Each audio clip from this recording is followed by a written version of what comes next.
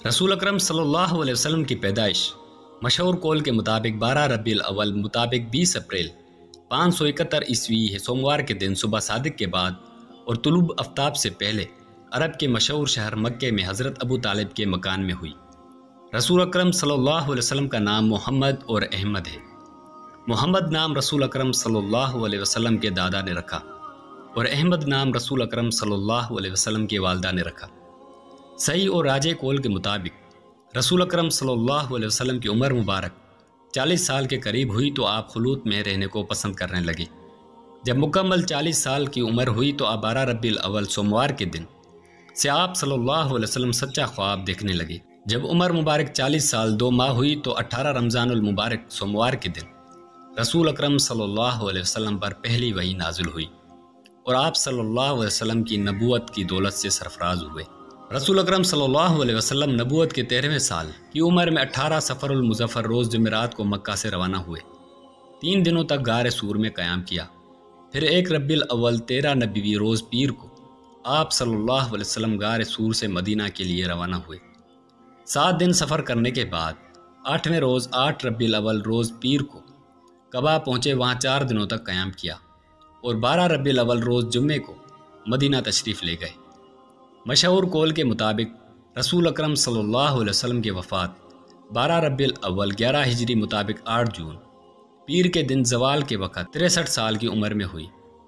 رسول اکرم صلی اللہ علیہ وسلم مکے میں 53 سال اور مدینہ میں 10 سال رہے۔ رسول اکرم صلی اللہ علیہ وسلم کے والد کا نام عبداللہ اور والدہ کا نام آمنہ ہے۔ رسول اکرم صلی اللہ علیہ وسلم کے رضائی والدہ کا نام حارث بن عبد الغزا ہے اور رضائی والدہ 2 ہیں، ان میں سے ایک کا نام صوبیہ اور دوسری کا نام حلیمہ ہے۔ آپ صلی اللہ علیہ وسلم کے دادا کا اصل نام عامر بن ہاشم ہے جو عبد المطلب سے مشہور ہے۔ آپ صلی اللہ علیہ وسلم کے دادا کا اصل نام عمرو بن عبد المناف ہے، لیکن وہ اپنے لقب ہاشم سے مشہور ہیں اور دادی کا نام سلمہ بنت عمرو ہے۔ رسول اکرم صلی اللہ علیہ وسلم کے نانا کا نام وہب بن عبد المناف اور نانی کا نام برہ بنت عبد العزا ہے۔ آپ صلی اللہ علیہ وسلم کے نانا کا نام مغیرہ بن زہرہ جو عبد المناف سے مشہور ہیں اور پر نانی کا نام ام حبیب بنت اسد ہے۔ رسول اکرم صلی اللہ علیہ وسلم کے حقیقی چچا علی الاختلاف الاقوال مشہور قول کے مطابق رسول اکرم صلی اللہ علیہ وسلم کے حقیقی چچا 10 تھے۔ پہلے حارث، زبیر، حجل، زروار، مکوم، ابو لہب، ابو طالب، حمزہ، حضرت عباس، قیدہ۔ ابو طالب کا نام عبد المناف، ابو لہب کا نام عبد العزا، مکوم کا نام عبد الکعبہ، حجل کا نام مغیرہ اور گداق کا نام نوفل ہے۔ ان میں سے صرف حضرت حمزہ اور حضرت عباس مسلمان ہوئے۔ رسول اکرم صلی اللہ علیہ وسلم کی حقیقی پھوپھیاں 6 تھیں جن کے نام یہ ہیں۔ بیزا کی ان کی کنیت ام حکیم ہے، امیہ، برہ، صفیہ، اروا، عاتقہ۔ ان میں سے صرف حضرت صفیہ، حضرت عروی اور حضرت عاتقہ مسلمان ہوئی۔ رسول اکرم صلی اللہ علیہ وسلم کی وہ بیویاں جن سے آپ صلی اللہ علیہ وسلم نے خلوت فرمائی 11 تھیں، جن کے نام یہ ہیں: حضرت خدیجہ بنت خولید، حضرت سودہ بنت زمعہ، حضرت عائشہ بنت ابی بکر صدیق، حضرت حفصہ بنت عمر، حضرت زینب بنت خزیمہ، حضرت ام حبیبہ بنت ابی سفیان، حضرت ام سلمہ بنت ابی امیہ، حضرت زینب بنت جہش، حضرت جویریہ بنت حارث، حضرت صفیہ بنت حیہ، حضرت میمونہ بنت حارث۔ مشہور قول کے مطابق رسول اکرم صلی اللہ علیہ وسلم کی 4 باندیاں تھیں جن کے نام یہ ہیں: حضرت ماریہ قطبیہ، حضرت ڈہانہ، حضرت نفسیہ، حضرت زرینہ۔ صحیح قول کے مطابق رسول اکرم صلی اللہ علیہ وسلم کے صرف 3 صاحبزادگان تھے جن کے نام یہ ہیں: حضرت قاسم، حضرت عبداللہ، حضرت ابراہیم۔ ان میں سے قاسم اور عبداللہ آپ صلی اللہ علیہ وسلم کی بیوی حضرت خدیجہ کے بطن سے اور ابراہیم آپ صلی اللہ علیہ وسلم کے باندی حضرت ماریہ قطبیہ کے بطن سے پیدا ہوئے۔ صحیح قول کے مطابق رسول اکرم صلی اللہ علیہ وسلم کے صرف 4 صاحبزادیاں تھیں جن کے نام یہ ہیں: سیدہ زینب، سیدہ رقیہ، سیدہ ام کلثوم، سیدہ فاطمہ۔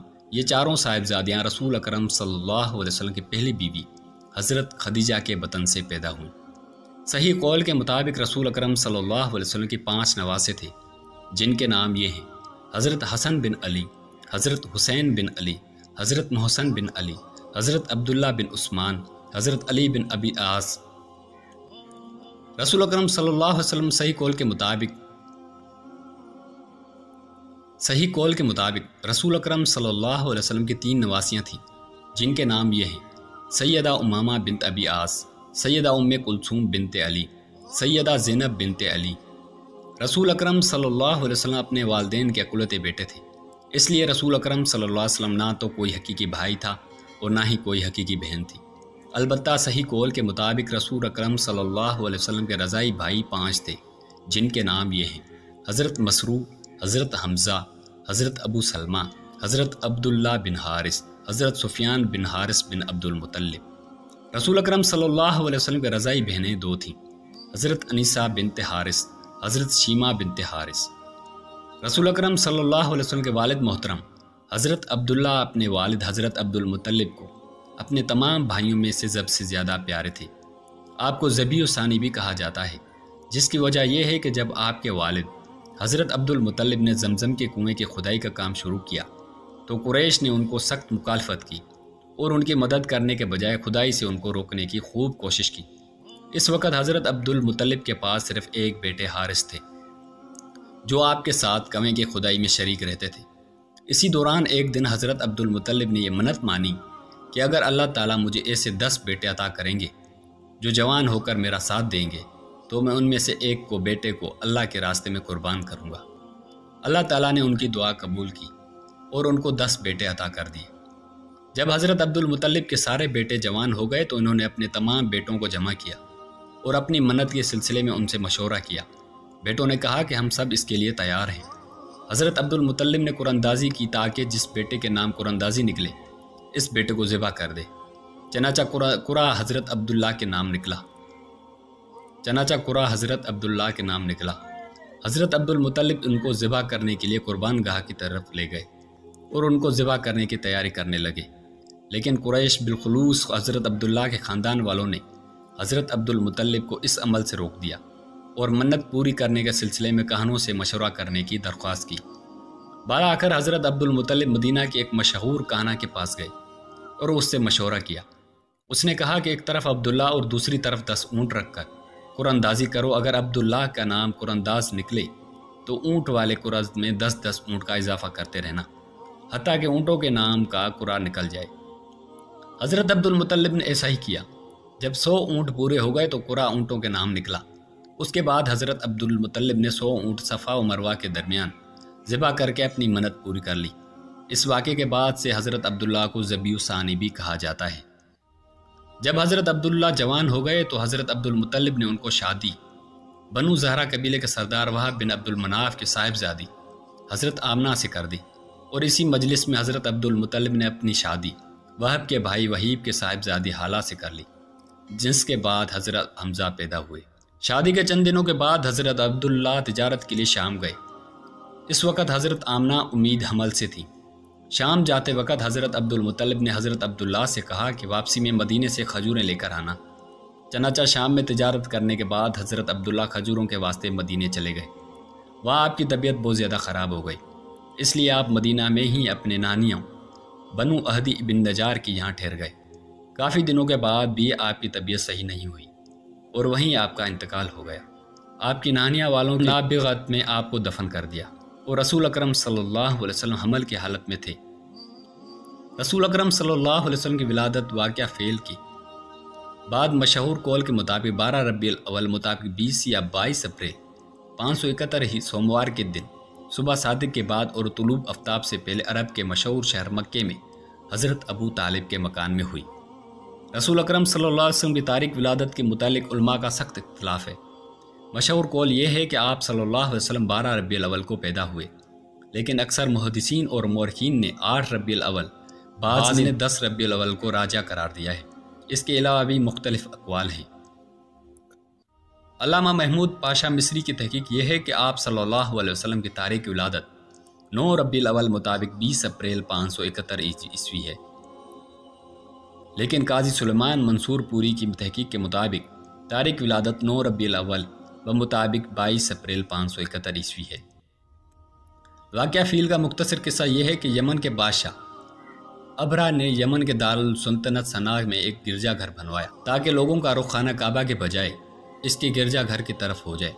دھیرے دھیرے وہ اس مقصد میں کامیاب ہوتا جا رہا تھا کہ اسی درمیان مکہ کے ایک شخص نے اس میں قضا حاجت کر دی۔ ابرا اس کو افعال پر بہت غصہ آیا اور وہ بہت بڑی فوج لے کر خانہ کعبہ پر حملے کے لیے یمن سے مکہ کے لیے روانہ ہوا، لیکن اللہ تعالیٰ نے بابیل پرندے کے ذریعے ابرا اور اس کے لشکر کو ہلاک اور برباد کر دیا۔ اسی مناسبت سے اس واقعے کو واقعہ فیل، اس سال کو عام فیل اور حملہ کرنے والوں کو اصحاب فیل کہا جاتا ہے۔ رسول اکرم صلی اللہ علیہ وسلم کا نام محمد اور احمد ہے۔ محمد نام رسول اکرم صلی اللہ علیہ وسلم کے دادا عبد المطلب نے اور احمد نام رسول اکرم صلی اللہ علیہ وسلم کے والدہ حضرت آمنہ نے رکھا۔ رسول اکرم صلی اللہ علیہ وسلم کی مشہور کنیت ابو قاسم ہے، جو رسول اکرم صلی اللہ علیہ وسلم کے صاحبزادے حضرت قاسم کی طرف منسوب ہے۔ نیز آپ صلی اللہ علیہ وسلم کو ابو ابراہیم اور ابو المومنین بھی کہا جاتا ہے۔ محمد، احمد یہ دونوں عربی نام ہیں جو ہم سے مشتقق ہیں، جس کی معنی تعریف کرنے کے آتے ہیں۔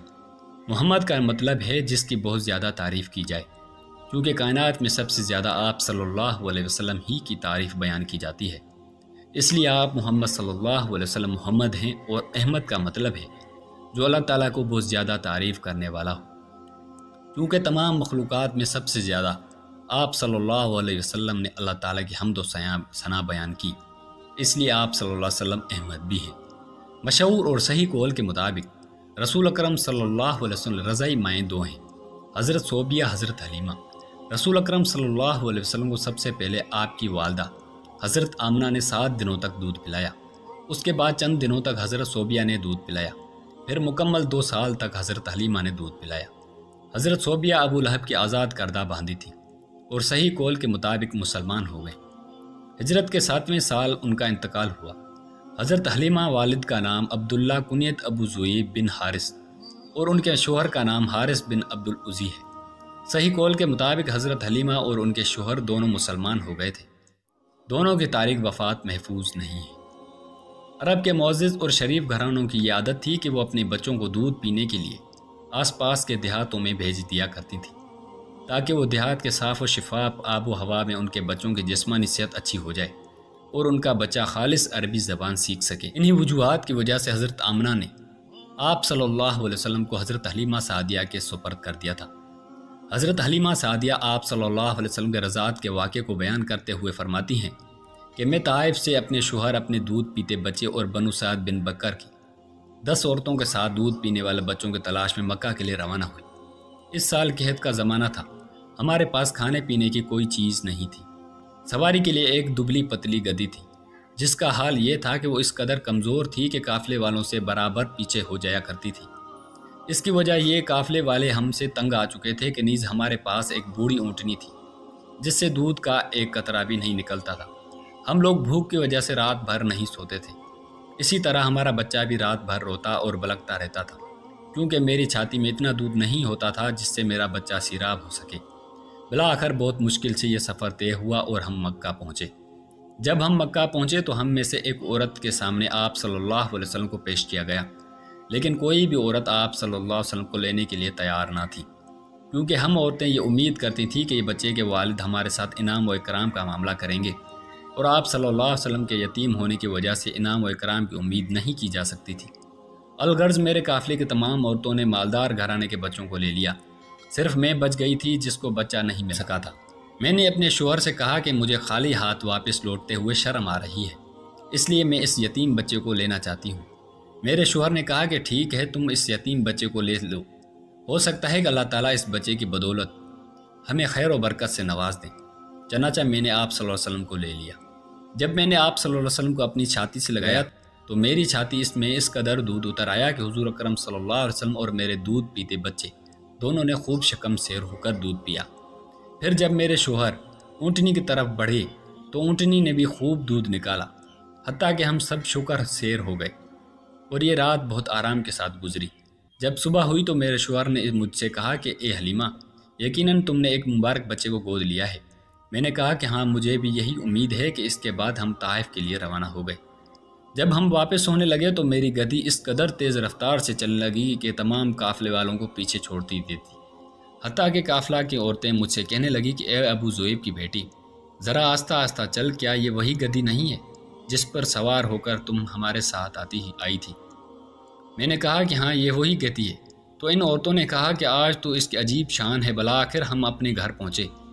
اللہ کی قسم اس وقت سب سے زیادہ قحط اور زیادہ ہمارا علاقہ تھا، جس کا اندازہ اس سے لگایا جا سکتا ہے کہ قبیلے والوں کی بکریاں چراگاہ جاتی تھیں، لیکن ان میں سے کسی بھی شخص کی بکری کے تھن سے دودھ نہیں نکلتا تھا۔ اس کے برعکس آپ صلی اللہ علیہ وسلم کے طفیل میری بکری نے خوب دودھ نکالا تھا۔ میرے قبیلے والوں اپنے چرہاؤں سے کہا کرتے تھے کہ تم بھی اسی جگہ بکریاں چرایا کرو جہاں حلیمہ کی بکری چرتی ہیں، لیکن اس کے باوجود ان کی بکریوں سے دودھ نہیں نکلتا تھا۔ ہم لوگ اسی طرح آپ صلی اللہ علیہ وسلم کے طفیل برکتوں سے فیضیاب ہوتے رہے، حتیٰ کہ آپ صلی اللہ علیہ وسلم کے وہ 2 سال مکمل ہو گئے اور میں آپ صلی اللہ علیہ وسلم کو لے کر آپ کی والدہ کے پاس مکہ گئی۔ میں آپ صلی اللہ علیہ وسلم کو اپنے ساتھ سے جدا کرنا نہیں چاہتی تھی، نیز مکہ میں طاعون کی بیماری پھیلی ہوئی تھی، اس لیے میں نے ضد کر کے حضرت آمنہ سے آپ صلی اللہ علیہ وسلم کو پھر سے اپنے ساتھ لے جانے کی خواہش کا اظہار کر دیا۔ بالآخر میری ضد کی وجہ سے حضرت آمنہ تیار ہو گئیں اور ہم آپ صلی اللہ علیہ وسلم کو لے کر اپنے گھر آئے۔ کچھ دنوں کے بعد آپ صلی اللہ علیہ وسلم اپنی رضائی بھائی کے ساتھ بکریاں چرانے لگے۔ حضرت حلیمہ سعدیہ فرماتی ہیں کہ آپ صلی اللہ علیہ وسلم اپنے رضائی بھائی کے ساتھ بکریاں چرایا کرتے تھے۔ ایک دن آپ صلی اللہ علیہ وسلم کا رضائی بھائی عبداللہ بن حارث دوڑتا ہوا ہمارے پاس آیا اور بولا کہ ہمارے قریشی بھائی کے پاس سفید کپڑا پہنے ہوئے 2 آدمی آئے ہوئے ہیں، وہ بھائی کو زمین پر چٹ لٹا کر ان کے پیٹ کو چیر دیا ہے۔ میں نے ان کو اسی حال میں چھوڑ کر آیا۔ چنانچہ میں اپنے شوہر کے ساتھ دوڑتے ہوئے آپ صلی اللہ علیہ وسلم کے پاس گئی، دیکھا کہ آپ صلی اللہ علیہ وسلم کے چہرے کا رنگ ڈر اور خوف کی وجہ سے بدلا ہوا ہے۔ میں نے آپ صلی اللہ علیہ وسلم کو اپنے سینے سے لگا لیا اور میرے شوہر نے آپ صلی اللہ علیہ وسلم سے واقعے کے بارے میں سوال کیا۔ آپ صلی اللہ علیہ وسلم نے فرمایا کہ میرے پاس سفید کپڑا پہنے ہوئے 2 آدمی آئے تھے اور انہوں نے مجھے زمین پر لٹا کر میرے سینے کو چیر کر اس میں سے کچھ نکالا، مجھے معلوم نہیں کہ وہ کیا تھا۔ اس کے بعد وہ لوگ چلے گئے۔ حضرت حلیمہ فرماتی ہیں کہ ہم لوگ اس واقعے کی وجہ سے بہت پریشان ہوئے۔ میرے شوہر نے مجھ سے کہا کہ اس بچے کو واپس کر دو، کہیں اس پر شیطان کا اثر نہ ہو جائے۔ چنانچہ ہم نے آپ صلی اللہ علیہ وسلم کو حضرت آمنہ کے سپر کر دیا۔ انہوں نے کہا کہ تم اس بچے کو بہت رغبت کے ساتھ لے گئی تھی۔ حضرت حلیمہ فرماتی ہیں کہ ہم لوگ اس واقعے کی وجہ سے بہت پریشان ہوئے۔ میرے شوہر نے مجھ سے کہا کہ اس بچے کو واپس کر دو، کہیں اس پر شیطان کا اثر نہ ہو جائے۔ چنانچہ ہم نے آپ صلی اللہ علیہ وسلم کو حضرت آمنہ کے سپرد کر دیا۔ انہوں نے کہا کہ تم تو اس بچے کو بہت رغبت کے ساتھ لے گئی تھی، اب اس قدر جلد واپس کرنے کی کیا وجہ ہے؟ ان کے اصرار کرنے پر میں نے ان کو پورا واقعہ سنا دیا۔ انہوں نے کہا کہ کیا تم اس کو شیطان کا اثر سمجھتی ہو؟ یقیناً شیطان اس بچے کو نقصان نہیں پہنچا سکتا ہے۔ میرے بچے کی شان بہت نرالی ہے۔ جب یہ میرے پیٹ میں تھا تو میں دوسری حاملہ عورتوں کی طرح حمل کی کوئی تکلیف نہیں ہوتی تھی۔ میرا حمل مجھے بہت آسان لگتا تھا۔